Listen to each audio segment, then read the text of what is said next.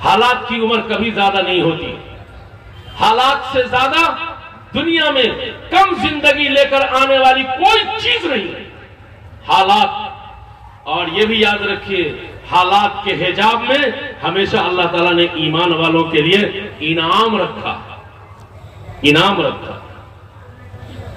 Taif के हालात से नबी रहमत को गुजरना पड़ा तो मेराज का इनाम मिला, मेराज का इनाम मिला, मेराज का इनाम मिला। अला हाज़ल क़यास आप सोचते जाइएगा तो मिसालों का अंबार मिल जाएगा। हालात के पर्दे में अल्लाह ताला अहले ईमान के लिए इनाम पोशीदा रखा।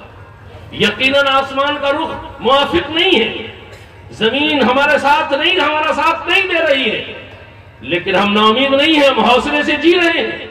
और हम चाहते हैं कि हमारी कौम हौसले से जिए, फिक्रमंदी से जिए, दर्दमंदी से जिए। इंशाअल्लाह इनकलाब आएगा और साले इनकलाब आएगा। हालात की उम्र हमेशा कम हुई है और कम ही रहेगी। असल तो अमन है, असल तो शांति है, असल तो प्रेम है, असल तो मोहब्बत है, असल तो प्यार है, असल तो डेवलपमेंट है। पसपाई तो है नहीं, ये तो हालात है। आप क्या समझते हैं गजा की बर्बादी के बाद ये हालात भी टल जाएंगे और फलस्तीन रंग लाएगा?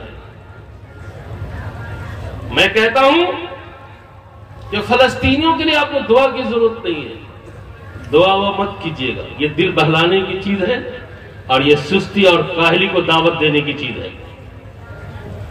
अरे जब आप अपने ही लिए नहीं दुआ कर पाते तो फिलिस्तीन के लिए क्या दुआ कीजिएगा?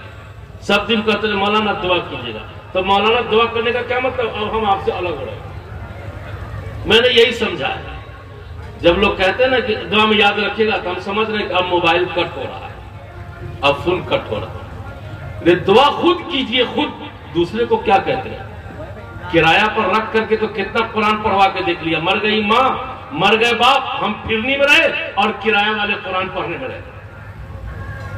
जिसकी मां मरी है, जिसका बाप मरा, उसका कलेजा जितना टूटेगा, 50 लाख रुपया मोहम्मद अनवारुल्लाह को दे दीजिएगा तो कसम खुदा की पाक की कहता हूं इतना भी कलेजा मेरा नहीं पी लेंगे। मां मरी आपकी, हमको क्या टेंशन है? बहुत ज्यादा कहेंगे अल्लाह माफ कर, लेकिन आपका दिल जानता है कि आपकी मां मरी है तो आप पर क्या गुजर रही है। तो जिसके दिल पे कैफियत होती है ना, दुआ उसी की मजबूत और मुस्तहकम होती है। वो तो छुट्टी ले लेते हैं, किराएदार से दुआ करवाते हैं, छुट्टी ले लेते हैं, किराएदार से दुआ करवाते हैं। तो फलस्तीन के लिए आप क्या दुआ कीजिए?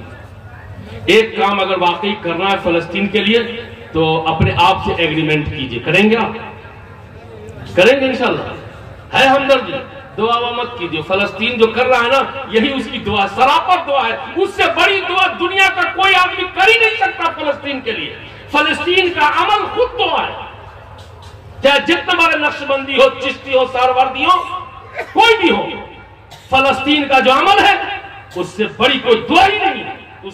उसका अमल ही खुद सरापा दुआ है। उसके लिए अगर वाकई कुछ करना चाहते हैं तो करेंगे आप? है इस मूड में कि हम फलस्तीन की मदद करें?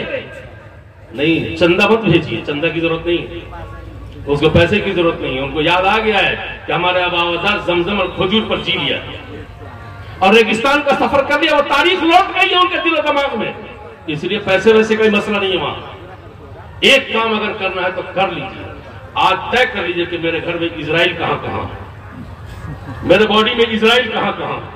जहां जहां मेरा दिल और दिमाग में इजराइल है, मेरी आंखों में इजराइल है, मेरे जेब में, मेरे कलम में इजराइल है, मेरे पॉकेट में इजराइल है, मेरे घर में इजराइल है, मेरे गुस्ल खाना में इजराइल है, मेरे टॉयलेट में इजराइल है, मेरे बेड पर इजराइल है, मेरे दस्तरखान पर इजराइल है। ये मजमा हमसे वादा करे कि आज का आज हम इजराइल को अपने घर से निकाल देंगे, निकाल देंगे। जो कौम इजराइल को अपने घर से नहीं निकाल सकेगी वो फलस्तीन से क्या निकाल सकेगी? हम इस बात पर काबिल हैं कि इजराइल को अपने घर से निकाल देंगे। मेरी बात आप समझ लिया मैं क्या कहना चाहता हूं? दुकान पर जाने में, मार्केट पर जाकर के आपको थोड़ी दुश्वारी होगी, जहमत होगी। कौन सा सरफ खरीदे, टॉयलेट साफ करने का कौन सा क्रीम ले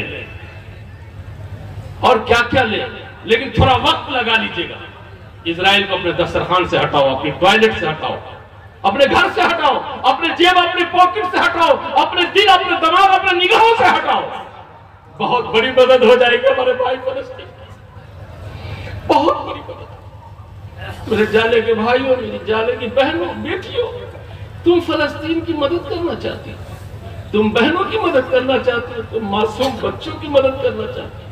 आज दुश्मन को घर से निकालने का अहद कर लो और ये भी तय कर लो कि वो दुश्मन जब तक दुश्मन रहेगा हम इंशाअल्लाह उसको अपने घर में इजाजत नहीं देंगे, इजाजत नहीं देंगे। करेंगे ये काम? करेंगे तो इंशाअल्लाह भाई फलस्तीन की मदद होगी। और फलस्तीन की मदद सीधा माना सच्चाई की मदद, अच्छाई की मदद, हक की मदद, आदल की मदद, इंसाफ की मदद। चूंकि वो मजलूम, कभी हम भी यहाँ किसी के सताए हुए थे, कभी हम भी यहाँ सताए जा रहे थे, कभी हम भी यहाँ मजलूम थे। हमने इस जमीन के लिए आजादी की लड़ाई लड़ी, सूढ़ियों पर चढ़े और खानवादा का खानवादा तबाह किया गया और हमारे खून से शोलों को बुझाया गया।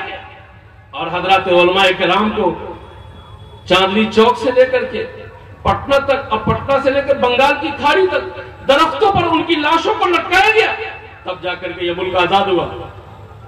आज उसी आजादी के लिए फलस्तीन तड़प रहा है, फलस्तीन तड़प रहा है। कल के मुजाहिदीन यहां बागी नहीं थे तो आज के मुजाहिदीन फलस्तीन में भी बागी नहीं हो सकते, नहीं हो सकते।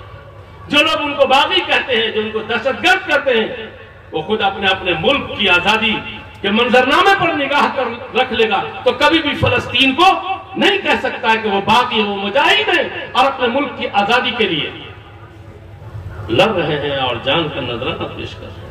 तो मैं ये आपसे कह रहा था कि ये अहद कर लीजिए कि मैं अपने घर से इजराइल को निकाल दूंगा। निकाल देंगे इंशाअल्लाह। कौन लोग नहीं निकालेंगे? हाथ उठा दीजिए जरा, दिल लगा करके। कौन लोग नहीं निकालेंगे? हाथ उठा दीजिए।